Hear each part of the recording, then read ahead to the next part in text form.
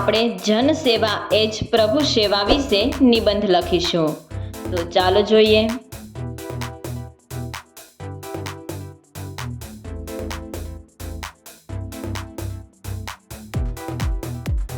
જગમાં કરવાના બે કામ, સેવા તો જનસેવા કરવી, લેવું રામનું નામ.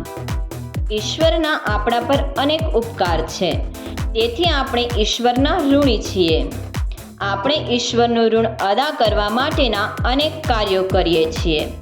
આપણે સેવા પૂજા કરીએ છીએ, કથા કીર્તન કરીએ છીએ, યાત્રાએ જઈએ છીએ, સતગુરુની પૂજા કરીએ છીએ. કેટલાક દાનેશ્વરીઓ સદાવ્રત ચલાવે છે, કેટલાક મંદિરો બંધાવે છે. આ બધી પ્રવૃત્તિઓમાં આપણે ઘણા નાણાં ખર્ચીએ છીએ અને ઈશ્વરનું આપણા પરનું ઋણ અદા કર્યાનો સંતોષ મેળવીએ છીએ. પરંતુ ઈશ્વરની સાચી સેવા તો જનસેવા જ છે. જનસેવાનું એક દ્રષ્ટાંત ખૂબ જાણીતું છે. એક વખત ઘણા યાત્રીઓ હજ કરવા ગયા હતા. અબુ નામનો એક માણસ પણ હજ કરવા માંગતો હતો. આ માટે તેણે કરકસર કરીને પૈસા એકઠા કરી રાખ્યા હતા.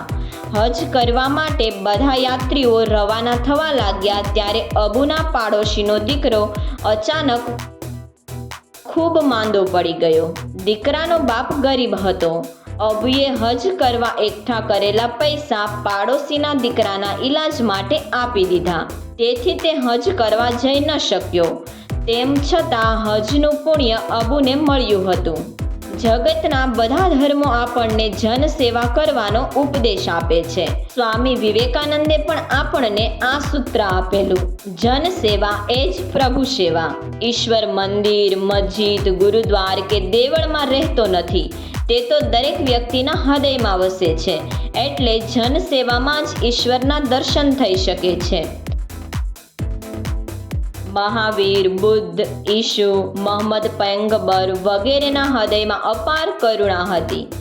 રામકૃષ્ણ પરમહંસે વિવેકાનંદને કહ્યું હતું કે તારે ઈશ્વરના દર્શન કરવા હોય તો જનસેવા કર. ગરીબ, રોગી અને દુઃખી લોકોની સેવામાં જ તને ઈશ્વરના દર્શન થશે. આપણામાં કરુણા, દયા અને પ્રેમ જેવા ગુણો હશે તો જ આપણે જનસેવા કરી શકીશું.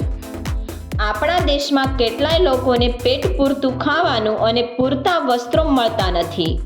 કેટલાય બાળકો નિશાળે જવાને બદલે મજૂરી કરે છે કે ભીખ માગે છે. કેટલાય બીમાર લોકો નાણાંના અભાવે યોગ્ય સારવાર લઈ શકતા નથી. વળી દુકાળ, રેલ, ધરતીકંપ, વાવાઝોડું, રોગચાળો જેવી કુદરતી આફતોનો ભોગ બનેલા લોકોને અનેક મુશ્કેલીઓનો સામનો કરવો પડે છે. આવા દુઃખી લોકોની સેવા કરવી એ જ આપણો શ્રેષ્ઠ ધર્મ છે. આપણે તન, મન અને ધનથી જનસેવા કરીએ અને ભગવાનના કૃપાપાત્ર બનીએ. સબસ્ક્રાઇબ કરો અમારી ચેનલ ક્રેઝી કિડ્સ લર્નિંગ. નવા વિડીયોનું નોટિફિકેશન મેળવવા માટે બેલ આઇકોન પ્રેસ કરવાનું ચૂકશો નહીં. અને જો તમને વિડીયો પસંદ આવે તો લાઈક અને શેર કરવાનું ભૂલશો નહીં.